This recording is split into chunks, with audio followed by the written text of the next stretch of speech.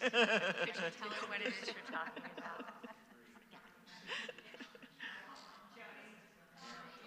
Are you doing the introduction? She asked me if I would. This will be nice. It's still morning, so good morning, everyone, and thank you all for coming. I would like to... Is there a microphone? Can't we? I'm sorry, I can't hear. No? If you stand right next to me, you can talk really loud into my shoulder. Maybe I can talk into this, right? I think she just turned it on. Okay. Okay, is this better? It is my pleasure to introduce my friend and sort of a colleague, Toby Brief, who is the executive director and curator, and it's got a name. Eleanor G. Yankin, curator at the Columbus Jewish Historical Society. Toby is also a past president of the organization and spends a lot of time there. Sorry. What? Talk louder? But then it's really loud. I see there's people, yeah. Anyway, so I'm going to give it up.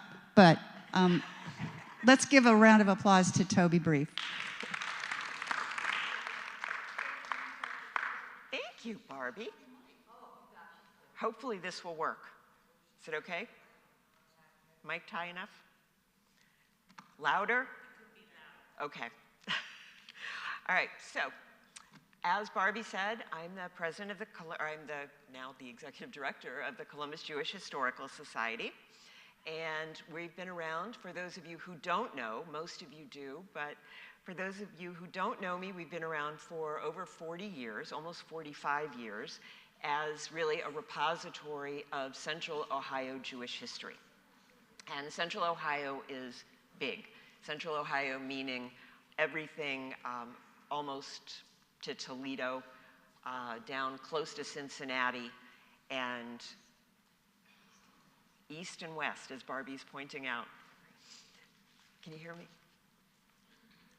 Hold on. Try that. How's this?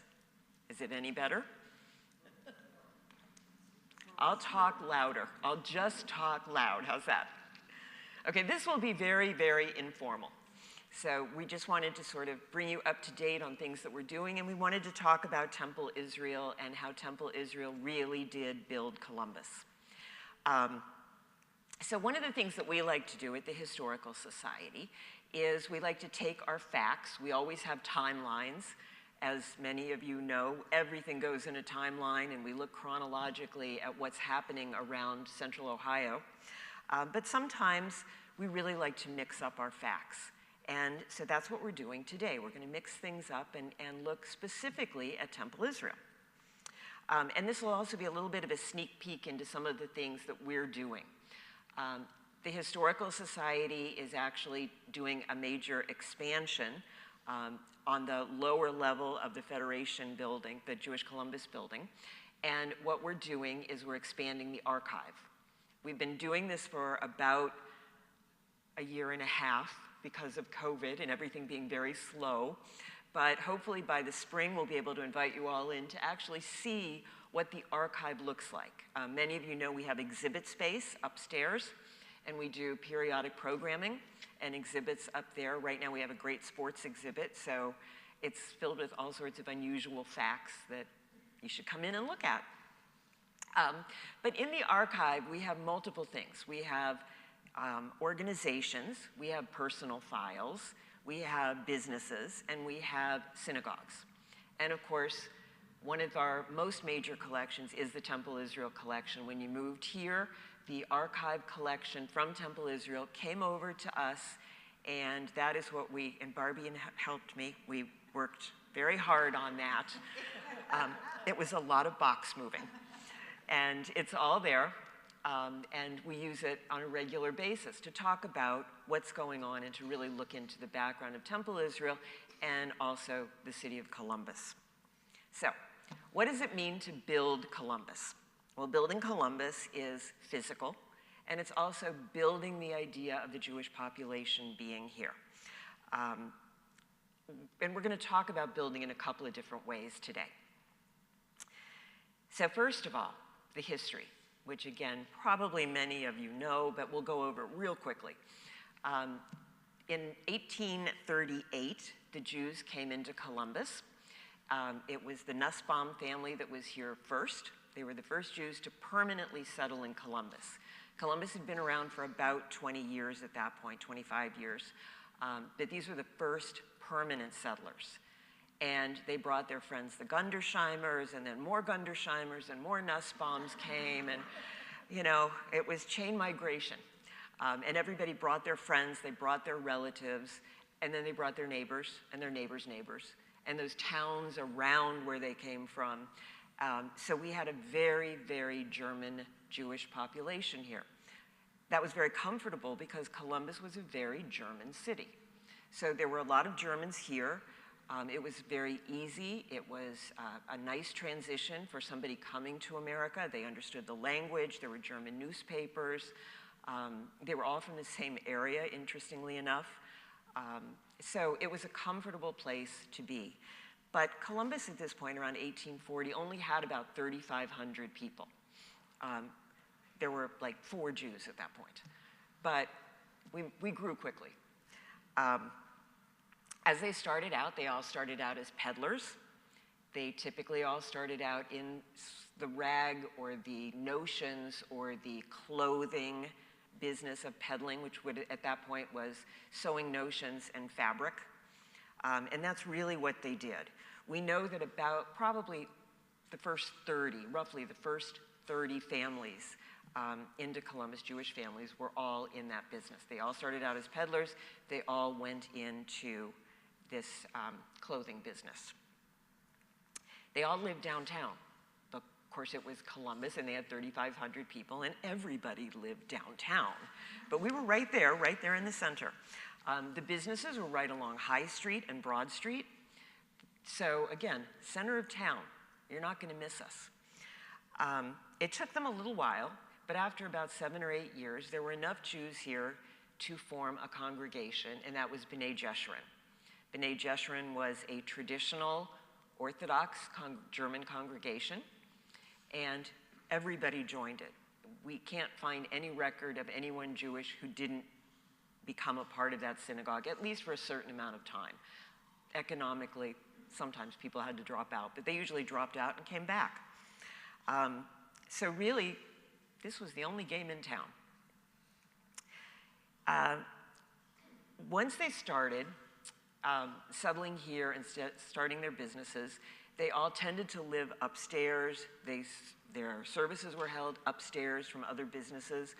But we know that very, very early on, those Jewish names were right there on the storefronts.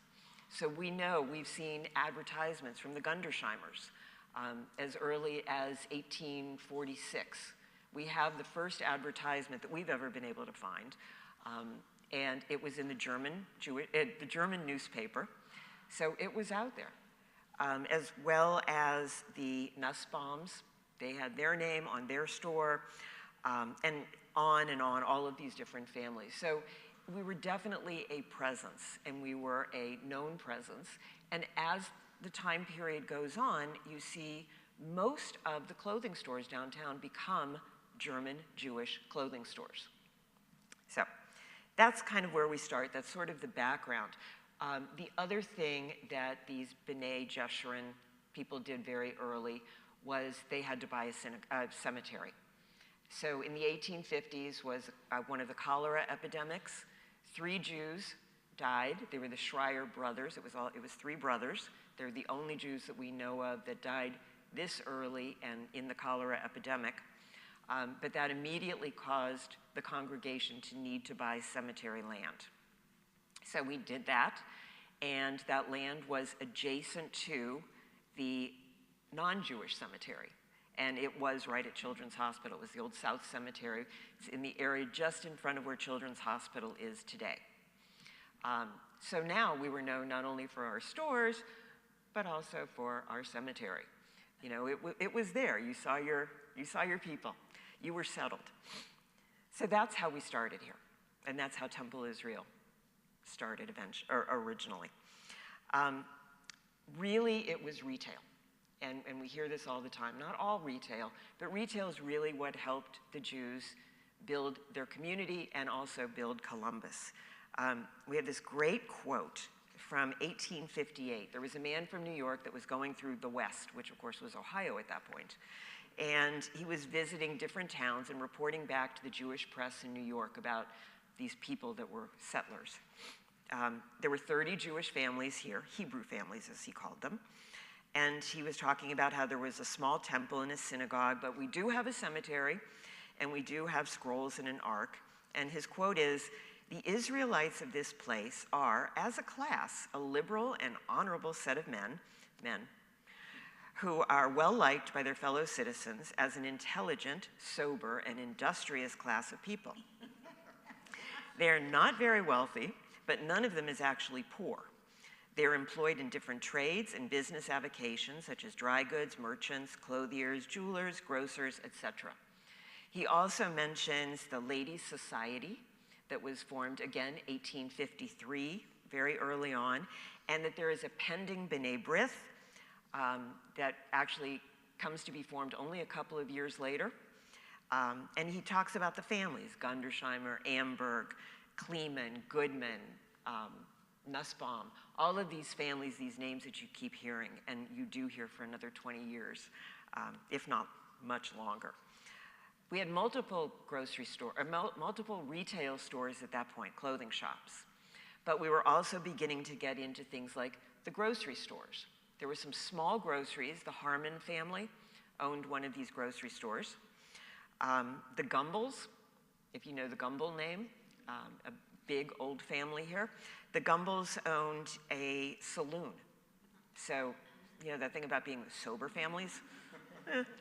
But the Gumballs did own a saloon, and it was actually did extremely well. Goodman had a jewelry store right down at Broad and High. Again, these names are getting out there, and it's appealing to all of the people in Columbus. We were definitely not a closed group. We were definitely a group that was serving the larger city. So we're helping in that way to build Columbus as a city, as a young city. After the Civil War, Simon Lazarus, who of course everybody knows, goes off to Rochester, and he brings back the first 200 tailor-made men's suits, unheard of in Columbus. Tailor-made men's suits came out of Rochester. Sorry if I just keep telling me when you can't hear me. And so as he brings back the suits, this is something, again, new. These are easy for people to get. They are much more affordable because up until then, everything was tailored. But the Civil War, with the idea of having to make multiple uniforms, had created this idea that, tailor-made suits might be a thing. And so Simon goes off to Rochester, where one of his brothers-in-law probably lived. We know that one of his brothers-in-law lived there. Gets the suits, picks them up, and brings them back to Columbus. Massive change in the way business is being done now in Columbus. They're advertising. Again, Jews are advertising in the papers. And there were multiple newspapers here in this time period, the 1850s, 1860s. So you're seeing lots of advertising. So the Lazarus family, again, the Nussbaums, the Gundersheimers, everyone is advertising. The saloons are advertising. They're advertising all of the drink and food that they have there. They're looking for the common man to come into their stores. They're looking for the common man to come into their saloons. So you do see a lot of that. And there is definitely an acknowledgement of the fact that Jews are here. We do not see a lot of anti-Semitism at this period. I'm sure it was here, but we don't see it. It's not very well reported for a few more years. But what other recognition can you get from retail? So this is a great one that we just found. We're really excited about this. As I said, we're doing a sports exhibit. So as we were looking up some information about sports, we realized that back in 1884, the Gundersheimer family actually bought into the Columbus baseball team. Who knew? In fact, we had no record of this at all, but it was called Columbus Baseball. Baseball was 2 words back then, and that was the team. They were considered professional. And the Gundersheimers were probably involved for a couple of years, but just after that, who buys a team? The Lazarus family. And I can tell you that even the Lazarus family didn't know that they had a part of a Columbus team. We've done a lot of research with them and their family, and nobody realized it. So it was an interesting thing. The reason that these people were buying baseball teams, anybody know? You bought a baseball team so you could advertise. All of the backboards, just like you see now, you know, when you're watching a hockey game or whatever, you see the backboards and they all have advertising. This was a major breakthrough in the 1880s. So all of these retailers would buy teams, and these were all professional teams. Yeah, they were a little different than pros now, but they were considered professional teams. So again, your name is out there. You're helping build Columbus through Columbus athletics. Not something that we would have ever thought of before, but we did just discover it, and there are a few photos around. We know the teams, and so they had the Columbus Senators and the Columbus Buckeyes. It didn't last a long time, but they did. Stores are expanding. Stores are really becoming something big. So Lazarus has expanded. They've got different wings coming now. The Reiser family, again, Temple Israel family, had started another large department store. You see other stores. In fact, the Reiser store actually had a bowling alley on the 2nd floor, which was really just for their employees. But they were also all involved in doing things like parades. You would see parades. You would see lots of civic-minded activities happening through these retail stores. And again, of course, during Prohibition, there were lots of saloons and bars up until the period of Prohibition. Many more, again, than we had realized until we did an exhibit. But you have the Gumbel family, the Schlesingers, the Goodmans, the Weisses, the Steinhausers, the Blumenthals, Gundersheimers, Freidenbergers, and Nussbaums all had saloons. There were a ton of them. It was big business. They definitely, many of them served the working man, but some of these guys were also distributors, and some of them owned these gentlemen's saloons. You know, women did not go into bars and saloons at that point. A little bit later, but that's a whole other story. Where was this commercial area located? This commercial area is right downtown. It's still right in the middle of downtown. It's sort of that broad and high, State Street, Rich Street, but right off of downtown. That's where you're really seeing this. So again, everybody is recognizing that the Jews are here. They're building Columbus. They're an incredibly important part. But so talking about building, there's construction. So construction is something that we are looking into, and it was sort of the idea behind this talk. This is something that we have not gone deeply into yet, but we've started to.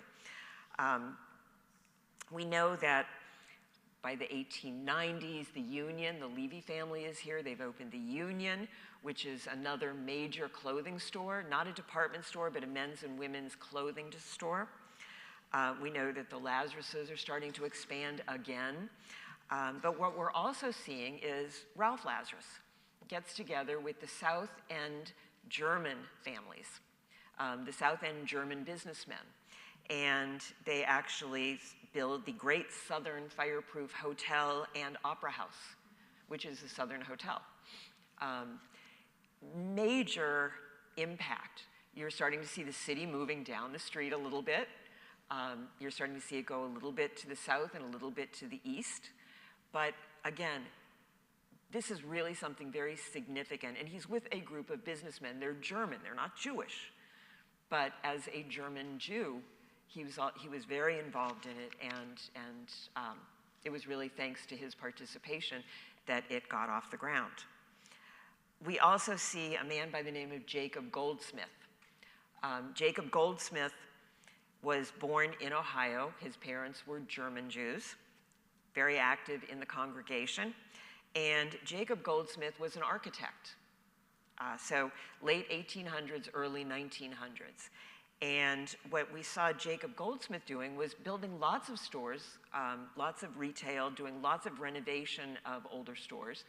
But he also is known not only for the work that he's done with the non-Jewish community, but he builds or renovates, actually builds in this case, a Havat Sholem, a Goda Sachem, the big one on Donaldson, Beth Jacob, and buildings and apartments throughout the downtown area. So he was sort of known as the synagogue architect to the Jews, but he was very active in taking care of all of these other areas like apartment buildings and things. And we have a lot of people who will contact us after they read their deed and they'll say, well, who is Jacob Goldsmith? We found his name on our deeds. So we're looking into him a bit more. He did lots of houses on the east side, sort of the Old Oaks area. A lot of those houses were built and designed and built by Jacob Goldsmith. But what else is happening that's huge in the city? And they just had their anniversary. Ohio State Stadium. So everybody's talked about Ohio State Stadium. Again, huge impact on the community, but way more than that. When they started their fundraising campaign in the 1920s, it was started because after during World War I, there was a recognition that the boys were not really ready to fight, that they really weren't in good enough condition. So we needed to condition our young men, and the universities all across the nation needed to work on conditioning their young men. Ohio State decides that they're going to build a stadium, and it's going to seat 63,000 people, and this is going to be so much bigger than where they've been playing before. What do they do, and who do they call on? They call on Sam Summer. So the Summer family, you know Fred Summer. This is his grandfather. Sam Summer was called on to lead the Ohio Stadium Committee. This was, again, enormous. There, at Ohio State, there were some barriers to people coming into some of the schools, some Jews coming into some of the schools. There were some issues there, but Sam Summer was the man that they call on. And Sam Summer calls on Simon Lazarus to become one of his members of his committee. And what Simon does, Simon is known as a marketing genius. So the first thing that he does is he creates this week of celebration. Now, Ohio State is 50 years old at this point. This is 1920. And he has this thing called Stadium Week. And they have this huge ox roast. They have a parade through the center of Columbus. They do everything they possibly can to reach out and get the money to build the stadium. He makes sure that Ohio State and Columbus is recognized in 4,000 national newspapers. I mean, that's really amazing.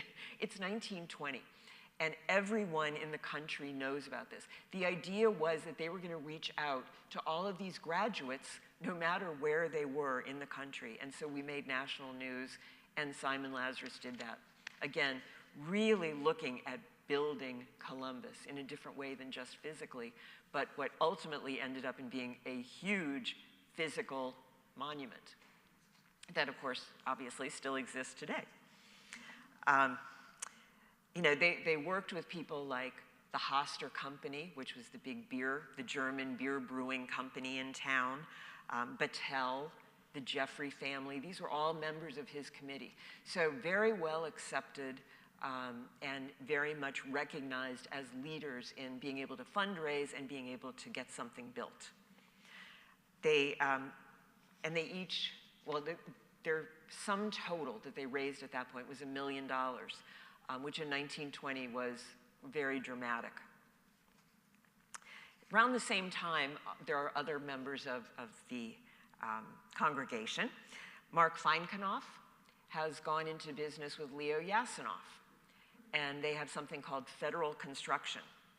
And they spend quite a few years building things like the Jewish Infants Home, which we'll talk about in a little bit, but the Jewish Infants Home was built to take care of the infants from the poor families that either couldn't care, they were orphans, or they couldn't care for their children, so they went to the Infants Home. But they were also building things like the Fashion for the Gundersheimers. They built the Zinn building, Kroger's, service stations, as soon as those came in to be about 10 years later. And you can really see the impact that they're having as you look throughout the city. Very, very much involved in the city and how it's growing.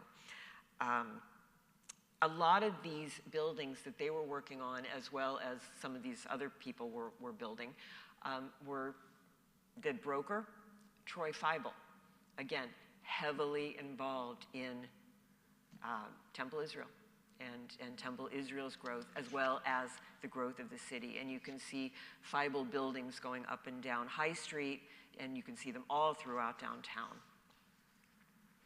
The Feinknopf and Jasenoff did split apart in about 28 or 29. And when they split apart, they also each went on to continue doing building and a lot of city planning for the future. But if we go back to the quote again for a second, they were talking about the women. And this man that had come through from New York was talking about the women being around in 1853 and how the women had started an organization. The Ladies' Society eventually became the Sisterhood. It went through several iterations, but it became the Sisterhood. And they always had a tradition of helping the new arrivals. Now, originally in the 1850s, they were helping the new German arrivals. These were the people that were the newest immigrants as they came in, and they were immediately helped by the synagogue. As it gets into the later periods, they're helping the new wave, which turns out to be the Russian Eastern European wave. They're stepping out, helping these people for a myriad of reasons. One is just the idea that these are poor Jews. The other is that Jews will never let their people set a bad reputation, set a bad look. So you want to make sure that you always take care of your own. So the Jewish Infants Home, these various sisterhoods really went out of their way to make sure that people were cared for. But the women of the sisterhood were doing other things as well. So as World War I rolls around, the first Red Cross, Jewish Red Cross, is set up here in Temple, Israel. The first local Jewish Red Cross is set up here at Temple, Israel, for the women to roll bandages. It's also for the women to raise money for the French orphans, which was a major, the French children were a major cause. And they were raising money to save the children in France. Of this group, of the sisterhood, there arose the idea of the Council of Jewish Women. And many of the sisterhood women, and probably all of the sisterhood women, also joined what they called at the time the Columbus Council of Jewish Women. Jewish women, right? One of their first activities was to go out and support Children's Hospital. And this was tremendous. They were out there, they were going out, they were raising funds immediately. And this was at the very beginning of Children's. So it was one little building, it was serving a very large community, and that was what they felt was really important. These women began a twig. You know the twigs? Okay, so twigs are branches. You know, there's a tree, and then there's a branch, and then there's a twig. The twig was really the sort of ladies' auxiliary. They were going to raise the funds. And there were several twigs. The Jewish women joined a twig, but then they eventually moved out and created their own. It's called Twig 21. And Twig 21 became the most major fundraising twig of all of Children's Hospital. So when they went out and they had things like, they had a thrift shop, it was the Jewish twig that was called on every time they really needed to raise money, and they would compete against each other. It was Twig 21, right out of B'nai Israel at the time, that raised the most funds on a regular basis for Children's Hospital. Again, making sure that that name is out there. While it's a segregated twig, it's a Jewish twig, it's raising money for the community. So hugely important. And of course, there were other things that happened. Meta Marks Lazarus, the library that you have, or had, at Temple Israel. Meta had gone, and in the 1930s, she founded something called the Preventorium. The Preventorium was a special facility for the children of anybody who had gone into the TB sanitarium. So the children needed help, they needed to be taken care of, they went to the Preventorium. And then Hattie Lazarus, which I'm sure many of you may know, Hattie Lazarus co-founded something called the Mothers Health Association in Columbus. And that was to provide family planning. This is in the 1930s, early 1930s. It's providing family planning for women who couldn't afford a private physician. The Mothers Health Association rapidly became Planned Parenthood, and Hattie was instrumental in getting Planned Parenthood their first building in Columbus. So again, reaching out to the community, building the community. We did talk a little bit about anti-Semitism, and there certainly was anti-Semitism, although not nearly as much as you find in other cities, in larger cities, in cities with some other issue that might have been happening in Cincinnati, in areas where there were bakers' unions and meat unions and things, but there was some.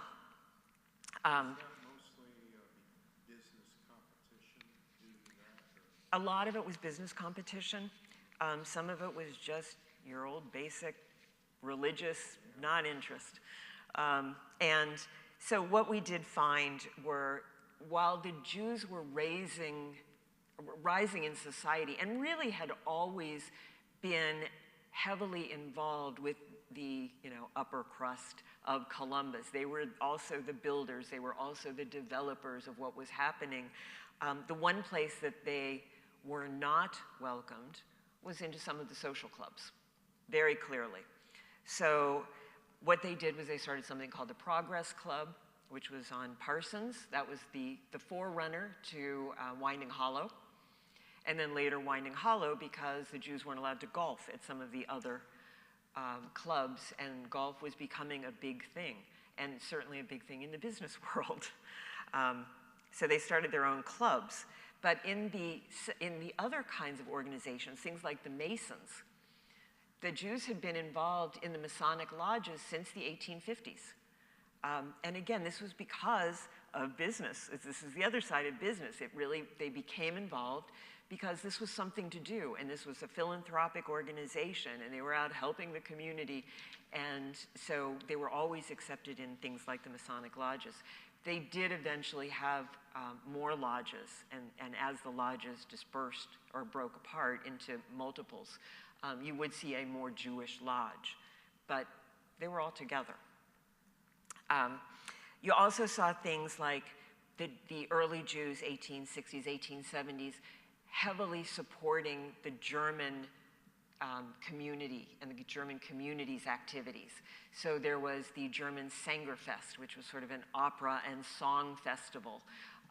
And if you look at the people that supported that in the 1870s and 80s, you see a lot of these German Jewish names, a lot of these community organizers who were heavily involved in that. So this back and forth was continuing. You see things happening like when B'nai Israel opened, when we went from B'nai Jeshurun, the Orthodox traditional synagogue, to B'nai Israel, the Reform synagogue, you see all of the community being invited. The Manticore was there, and they sang. The Masons were there and helped lay the stones. Again, heavily involved with the community. So very much in the thick of things. Rabbi Kornfeld. So do you know Rabbi Kornfeld? He was one of the early rabbis here in 1907. He was heavily involved in work against anti-Semitism. B'nai B'rith had now, by the 1900s, B'nai B'rith had an anti-defamation league, which was a committee of B'nai B'rith. Rabbi Kornfeld was very involved with that, and they would touch on small anti-Semitic activities, things that would happen. Often advertising, you would see a lot of things in advertising. Don't go to the Jew store, come to us.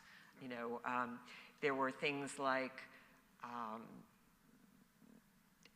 other examples like that. There were bad cartoons. You know, there were the cartooned figures that were very unflattering. And so this Anti-Defamation League, this local committee, was always taking up those efforts. Again, nothing giant, but there were a lot of these smaller things that were happening.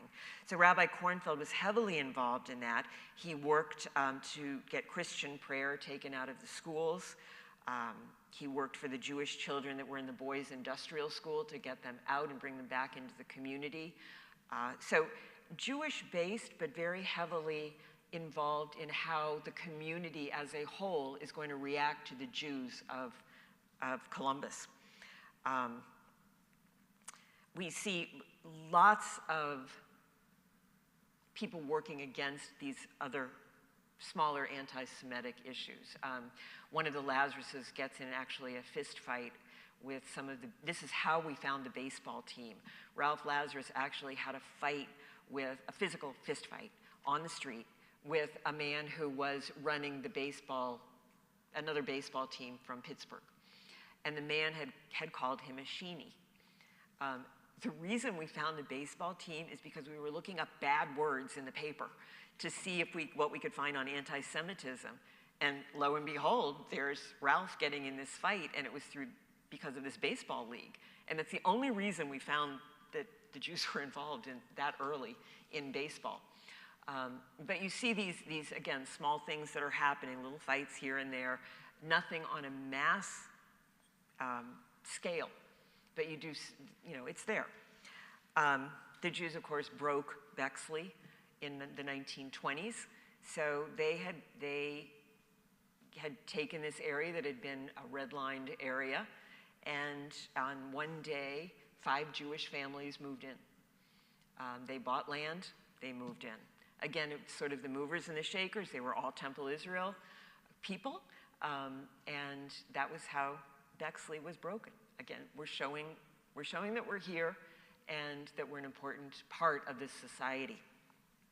The Schoenthal home opens, which is Joseph Schoenthal starting the Schoenthal home for the children. In this case, he's looking at this not only as a wonderful philanthropic thing to do, but also as a way to target any potential anti-Semitism. This is the era, this is 1920. Migration is enormous at this point and sort of coming to the end, but it's enormous from Russia, Eastern Europe. And so he's building this home so that the kids have a place to go and they can, the mothers can learn how to shop. And there's, again, healthcare planning. There is family planning. There are dental clinics. There's religion being offered. There's all sorts of things to keep these kids safe, to keep them off the streets, and to be sure that the outside community is understanding that we will do well by our own and that we will not be a burden on society. So there's, you know, we're also reacting to the fact that there is anti-Semitism out there, and we don't want to give any reason for anybody to not appreciate what we're doing or to think that we're not taking care. So was Bexley settled by Jewish families? No. Bexley had been settled much earlier. Yeah. And it wasn't until the 20s that Jews were allowed to move in. So if you look at a lot of the deeds today, you'll still see restrictions in some of the deeds. If you happen to live in Bexley and you look at your deed. So meanwhile, we've got things like Otto Nussbaum, who is the son of one of the original Nussbaums. Very early on in the 1800s, again, around the 1880s, 1890s, Otto becomes very involved in local politics, Columbus politics. He's on the city council. Part of the reason he's on the city council and one of his causes was the fact that there were Sunday laws, the blue laws.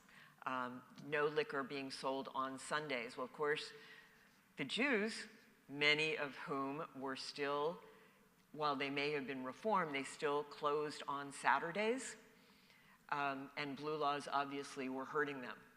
So he was very vocal about opening on Sundays. He was very vocal about not hurting the common man who has to work all day Saturday, and Sunday's their only day off, and they want to go get a drink. But he was also active in getting liquor sold at the baseball stadiums, or, well, it wasn't really a stadium, but at the baseball field, because every man who's a workman should be able to get a beer while he goes out and has fun with the family. So that's Otto. Rabbi Kornfeld was on the Board of Education for over 10 years, the Columbus Board of Education. And as we know, many other Jews coming forward in time have been on the Columbus Board of Education. In 1918, the flu epidemic, Dr. Louis Kahn, again another member, was the Columbus health officer. He was sort of the Amy Acton of his day. Although she handled the state, he handled Columbus. But also led Columbus through the 1918 flu epidemic.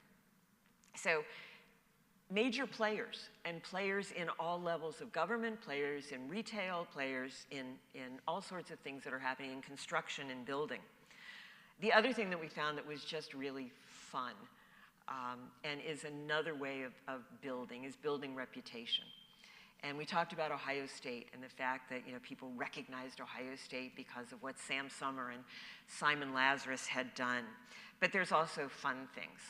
So in the 1890s, Max Hirschberg, son of one of the trustees of B'nai Israel, was the first man to bicycle across Alaska, going from the Klondike Gold Rush to Nome, where there was another gold rush. So, and he became nationally famous because there were only 2 men that ever did this. They did it right around the same time. Hirschberg happened to fall off his bicycle, go snowblind, get back on his bicycle, and somehow make it to Nome. And these were really famous men of their time. So that's Max Hirschberg, creating a reputation of some kind.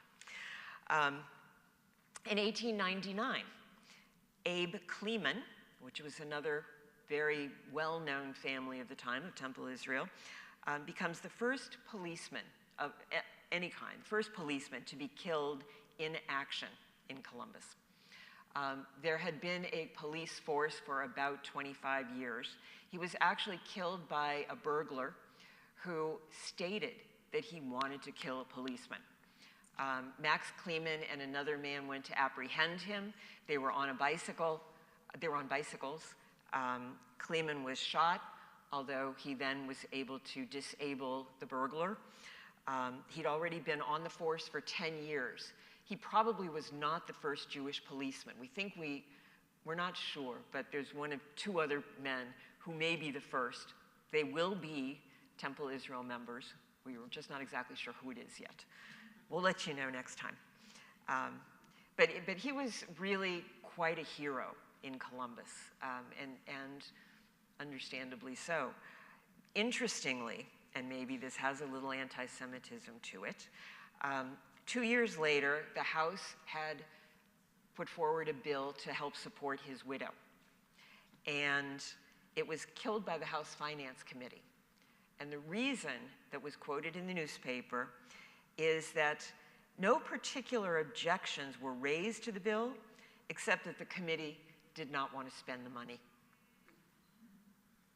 Well, it's an oddity. It's something that needs to be explored a little more, and especially because he had really become the face of policemen, certainly recognized as a Jewish policeman, and that's what happened. 1918, the World War I, Fourth War Bond Drive. Fred Lazarus meets with Teddy Roosevelt downtown as they sort of open the arch, the memorial arch, which was to the Franklin County war dead. He's headed a steering committee of community leaders. They raised $13 million for the Fourth War Bond Drive, a tremendous amount of money and one of the highest in the country. And then, of course, the other really famous person from here, well, of this period, in 1921 was Rabbi Kornfeld. Rabbi Kornfeld, this was actually his second rabbinical position. And Rabbi Kornfeld was actually picked by Warren G. Harding, who was a friend of his, to become the first ambassador, the first rabbi to be an ambassador to a foreign country. And this was huge national news, huge international news. He had been really active, as we said, in B'nai B'rith, in local politics, in state politics, in secular organizations, but his appointment was as envoy extraordinaire and minister plenipotentiary to Persia. Persia was in a terrible state in the 1920s. There was a lot of unrest. There was a lot of unrest against Jews. As he's there, he also becomes known as the second Mordecai for supposedly stopping a pogrom against the Jewish community in Persia.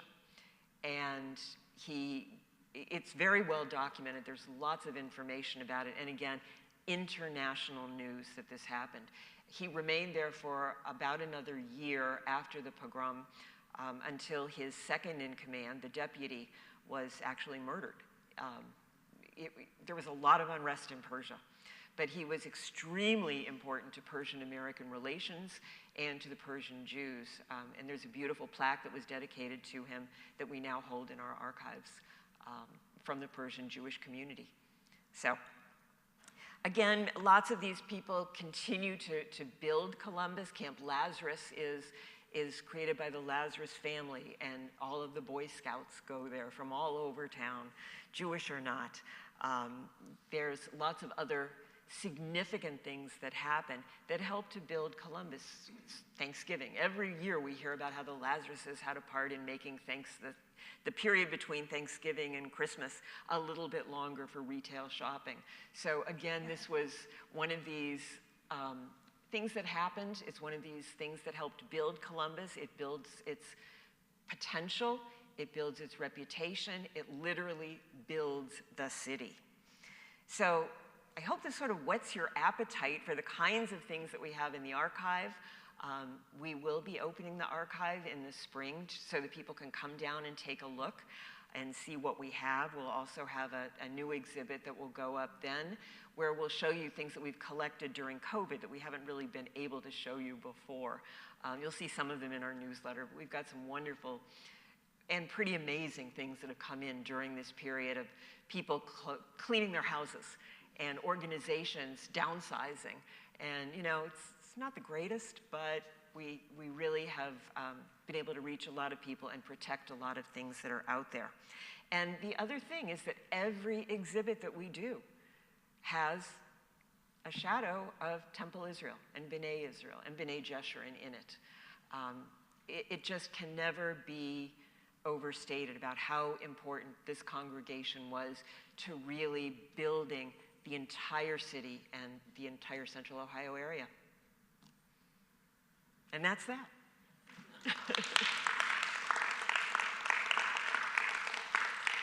So if you have any questions, I'm happy to answer them. What kind of effect did the migration of the Eastern Europeans have on the Jewish community and on Temple Israel? It really, on Temple Israel, not so much. Temple Israel was very, very strong. The Eastern European population obviously was huge, and so very, very quickly the Germans were outnumbered by the Russian Eastern Europeans, but they also had been here 50 years longer. So they were much stronger as a population. They were they had already reached these pinnacles of success. The Germans were certainly aided the Russian Eastern Europeans for, as we said, a multitude of different reasons. You know, some of it was to just make sure that anybody that was poor had help. Particularly the earliest, the 1880s Russian Eastern Europeans who came in, worked very much hand in hand, and by the time this massive wave came in the 1910s and 20s, they were also very much a part of the institution, and were again helping to build the city. So it made a huge effect, though. Do you know when the Goodasok synagogue was established? I think it used to be on Brighton Road, is that right? Bryden Road was Temple Israel. Yeah. Yeah. Agudasakum was on Donaldson. Before that, they were actually close to Donaldson. I actually remember going to temple there. Yeah, that was on the corner of Donaldson and Washington in what was considered the old neighborhood. First synagogue? That was their second synagogue. Where was the first one? It was, you know where the church is that has the Jesus on it? You know, right down across from German Village? Yeah, by the freeway. I forget what it's called, but that church down there, that's where it was. Right, it was just a little bit to the west of Children's Hospital. It wasn't far. They were within a few blocks of each other. Emily? Well, speaking of locations, has anyone ever thought of organizing like a tour to visit some of the locations to either say what was there or what's there now? We thought about it, and we decided what we'd have to do was we'd have to get a bus and put everybody in the bus and have just a bunch of videos, because there's very little that remains. The old neighborhood's gone. Even the German neighborhood, which is a bit more established, is gone. There's just nothing left. Well, the one that someone showed me that was probably more recent was just west of Bexley off Livingston. There's one in Ohio. I think it's Ohio, not Ohio. There's an old, yeah. That was, Drive the freeway and show them where the old neighborhood was. yeah, there's the old, I think it was the old Beth Jacob. But there's very little. There just isn't any community left.